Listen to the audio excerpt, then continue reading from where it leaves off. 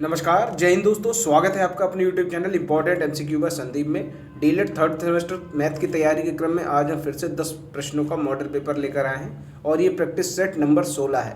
इससे पहले हम 15 प्रैक्टिस सेट अपलोड कर चुके हैं। अगर आपने वो नहीं देखे हैं तो चैनल के प्ले लिस्ट में जाकर वहाँ पर देख सकते हैं। तो चलिए शुरू करते हैं आज का वीडियो। यहाँ पर वीडियो की शुरुआत करते हैं। आपसे एक क्वेश्चन पहले पूछ लेते हैं। ये आपका एक समकोण त्रिभुज दे रखा है, ठीक। अब समकोण त्रिभुज में ये जो है वो है 4 और ये है 3। आपको ये बताना है, यहाँ पर ये कर्ण कहलाता है और ये आधार और ये लंब। तो अब कर्ण की क्या वैल्यू आएगी, कर्ण की क्या माप होगी, नीचे कमेंट में बता दीजिए। आपको पता होना चाहिए कि कर्ण कितना है। चलो यहाँ पर शुरुआत करते हैं। पहला क्वेश्चन है 14 - 5x - x²। इसको सॉल्व करते हैं। यहाँ पर हम लिख लेते हैं सबसे पहले, जैसा कि क्वेश्चन में दे रखा है -x²। यहाँ पर जो हमारा मेन वैल्यू, हम लोग स्टार्टिंग किससे करते हैं, स्क्वायर से करते हैं, x² से। और ये है माइनस में, तो थोड़ा अच्छा नहीं लग रहा है। ऐसा करते हैं, इन सबके जितने भी साइंस हैं इनको बदल देते हैं। यानी हम कह सकते हैं कि पूरी में माइनस से गुणा कर दे, तो जो माइनस का होगा वो प्लस का हो जाएगा और जो प्लस का होगा वो माइनस में हो जाएगा। तो यहाँ पर x² + 5x - 14, इसमें तो कोई डाउट नहीं है। चलो आगे देखते हैं। x का कोई कोफिशिएंट नहीं है, इसको हम 1 मानेंगे और ये 14 है, तो 14 एकम 14। 5x को हमें ऐसे फॉर्म में तोड़ना है कि गुणा करने पर 14 आ जाए, जोड़ने या घटाने पर 5 आ जाए। जैसे हम कह सकते हैं 7 और 2, 7 दूना 14 हो जाएगा, 7 में 2 घटाएंगे तो 5 हो जाएगा। वही यहाँ पर हम लोग कर देंगे +7x - 2x - 14। 5x को हमने 7x - 2x में तोड़ लिया। अब यहाँ पर देखो, इसमें क्या कॉमन मिल जाएगा, x² से जब हम x कॉमन लेंगे बचेगा x। 7x से जब हमने x कॉमन लिया तो बचेगा 7। अब x + 7 ब्रैकेट में आ गया, तो ऐसे ही उठा के यहाँ रख दो, x + 7। अब यहाँ पर x है और यहाँ पर है -2x। जब -2x से हमने x ले लिया बचेगा -2। एक ब्रैकेट में लिखो x - 2 और एक ब्रैकेट में लिखो x + 7। तो ये आपका आंसर आ गया, गुणनखंड हो गए। उम्मीद करता हूँ कि ये चीज़ आपके समझ में आ गई होगी। नेक्स्ट क्वेश्चन देखते हैं। क्वेश्चन नंबर 2 क्या कह रहा है, 2 की पावर 5 × 16 की पावर -2 डिवाइड बाय 2 की पावर -3। यहाँ पर देखो सभी की बेस वैल्यू, इन दोनों की बेस वैल्यू 2 है, लेकिन यहाँ पर 16 है। तो क्या हम 16 को 2 की बेस वैल्यू में लिख सकते हैं? जी हाँ, बिल्कुल लिख सकते हैं, क्योंकि 2 की पावर 4 16 होता है। तो 16 को हम लोग 2 की पावर 4 के फॉर्म में लिख देते हैं, और ये जो पावर में -2 लगा है इसको एज इट इज़ रहने देते हैं, डिवाइड बाय 2 की पावर -3। अब पावर के ऊपर पावर लग जाता है तो मल्टीप्लाई होता है। 2 की पावर 4 × 2 की पावर 4 × 2 = 8, यानी -8 डिवाइड बाय 2 - 3। अब यहाँ पर देखो सबकी बेस वैल्यू 2 है, पावर 5 -8 -3, यहाँ पर मल्टीप्लाई लगा तो ये दोनों जुड़ जाएंगे। यहाँ पर इन दोनों के बीच में डिवाइड है तो ये दोनों घट जाएंगे। देखो यहाँ पर जब हम 5 और -8 को जोड़ेंगे तो कितना आएगा, लिख लेते हैं 5 - 8। अब यहाँ पर डिवाइड लगा हुआ है तो ये माइनस होगा। जब -3 आएगा तो जब ब्रैकेट खुलेगा तो ये प्लस का हो जाएगा। तो हम यहाँ पर सीधा सीधा लिख लेते हैं +3। अब आप इसको सॉल्व करेंगे, 5 3 8 -8 2 की पावर 0, और जब भी पावर 0 होती है तो आंसर हमेशा 1 आता है। तो ये इसका आंसर हो जाएगा। उम्मीद करता हूँ कि ये चीज़ आपको समझ में अच्छे से आ गई होगी।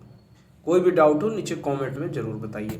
नेक्स्ट क्वेश्चन देखते हैं, अगला क्या कह रहा है। क्वेश्चन नंबर 3, 1 से 20 तक की सम संख्याओं का समांतर माध्य निकालो।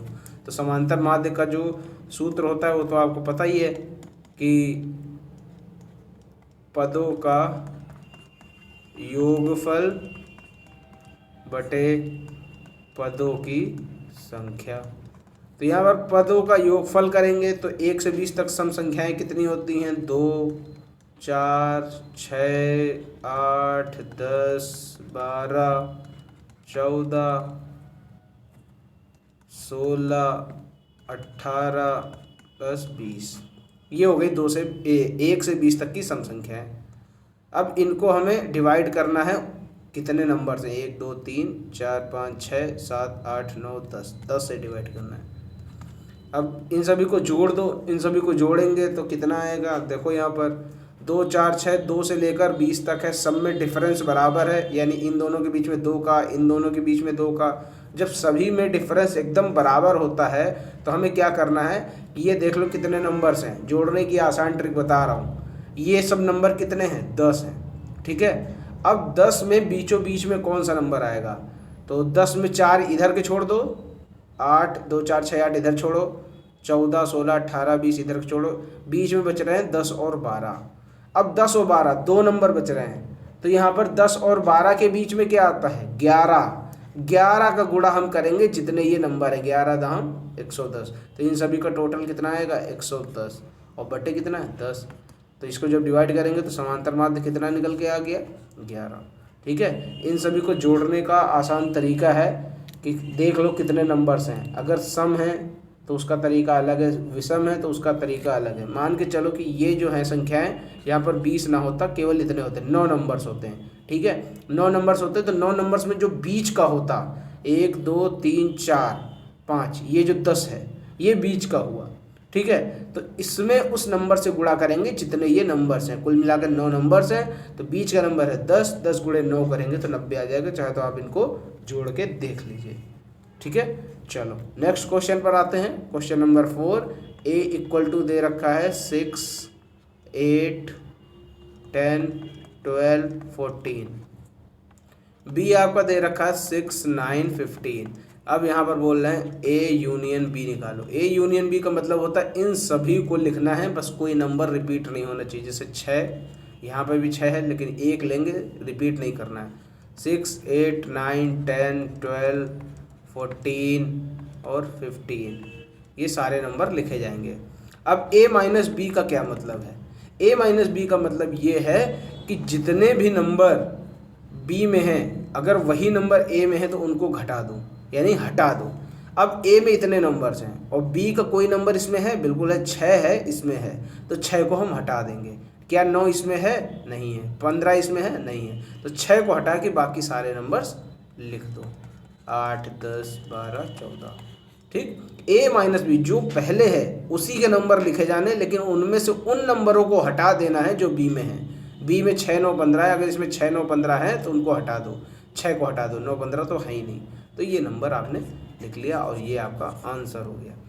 चलो नेक्स्ट क्वेश्चन देखते हैं। शेयर और ऋण पत्र में अंतर बताना है आपको कि शेयर और ऋण पत्र में क्या अंतर होता है, तो वो हम यहाँ पर देखते हैं।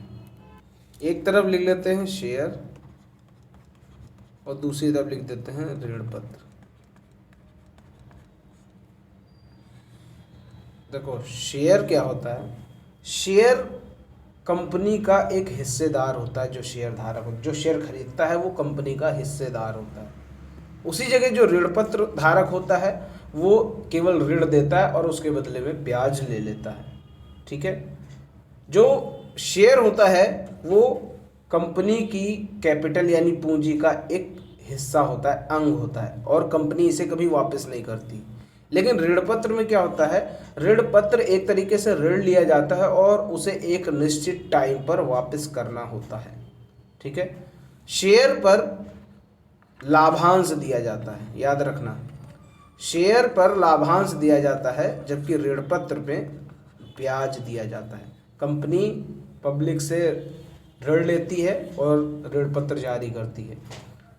और यहाँ पर चौथा क्या हो सकता है, जो लाभांश होता है वो कंपनी की मर्जी के हिसाब से दिया जाता है कि जब उसको समझ में आएगा कि मेरी कंपनी प्रॉफिट में चल रही है तब ये शेयर धारकों को लाभांश दिया जाएगा। लेकिन ऋण पत्र में क्या होता है, इसमें छमाही या फिर वार्षिक रूप से एक निश्चित टाइम पर ब्याज देना होता है। तो इस तरह अगर आप 4 पॉइंट लिख देंगे तो आपको पूरा नंबर 2 मिल जाएगा।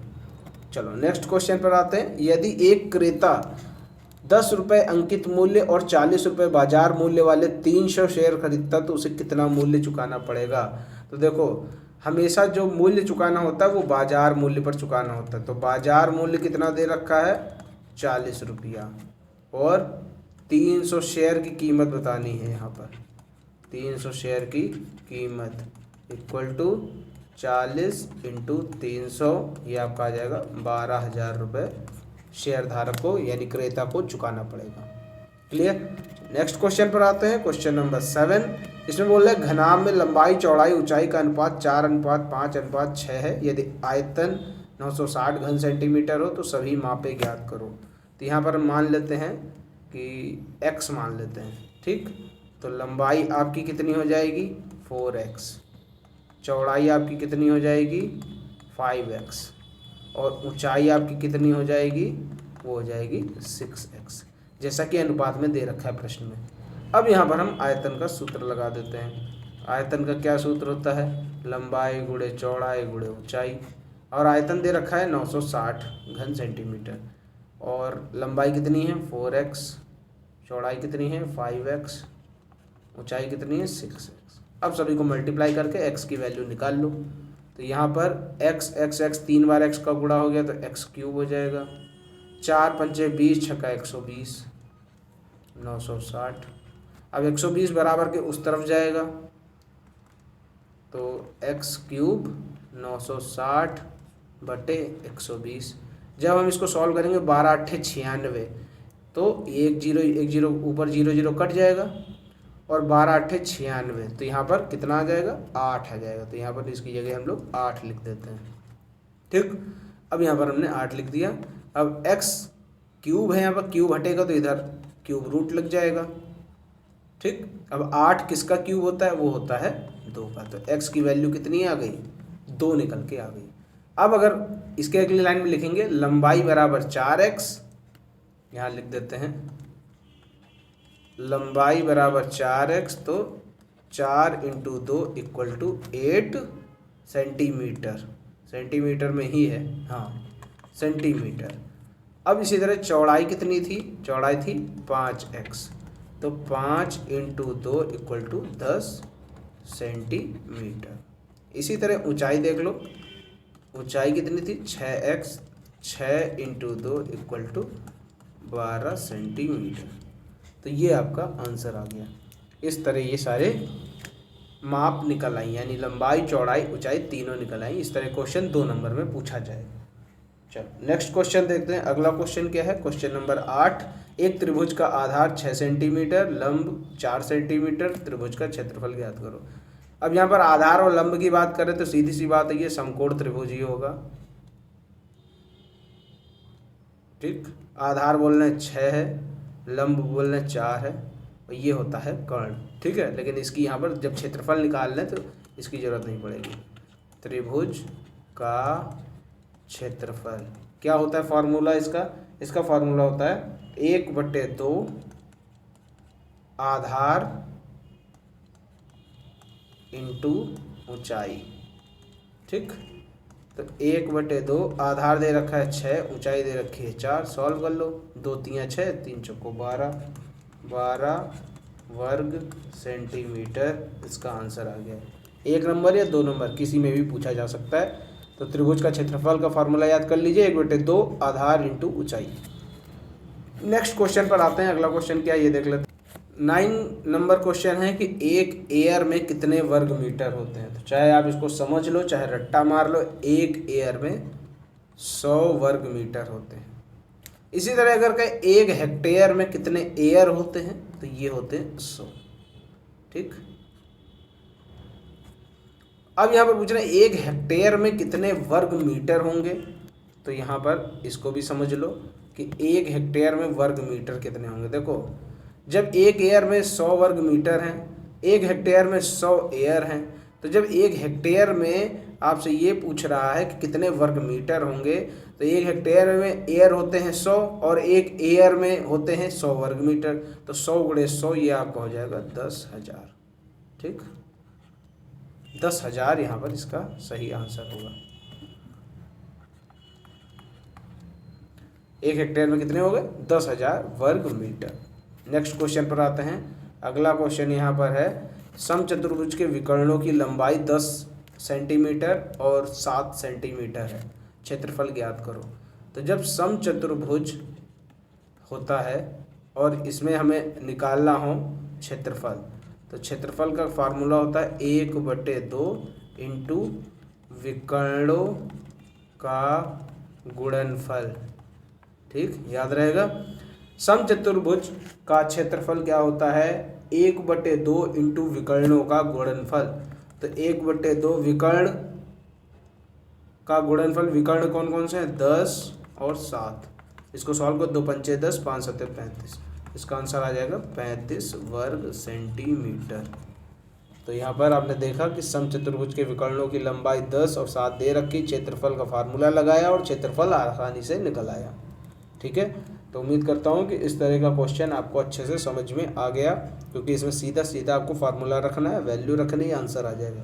आपके डीएलएड में ज़्यादा से ज़्यादा क्वेश्चन फार्मूला बेस्ड ही होते हैं। अगर आपको फार्मूला याद है तो आप आसानी से सारे क्वेश्चन सॉल्व कर सकते हैं। उम्मीद करता हूँ वीडियो पसंद आया होगा। वीडियो पसंद आया तो वीडियो को लाइक करें, शेयर करें। चैनल को सब्सक्राइब नहीं किया तो चैनल को सब्सक्राइब करके घंटी का निशान जरूर दबाएं। मिलते हैं अगले वीडियो में, तब तक के लिए जय हिंद, जय भारत।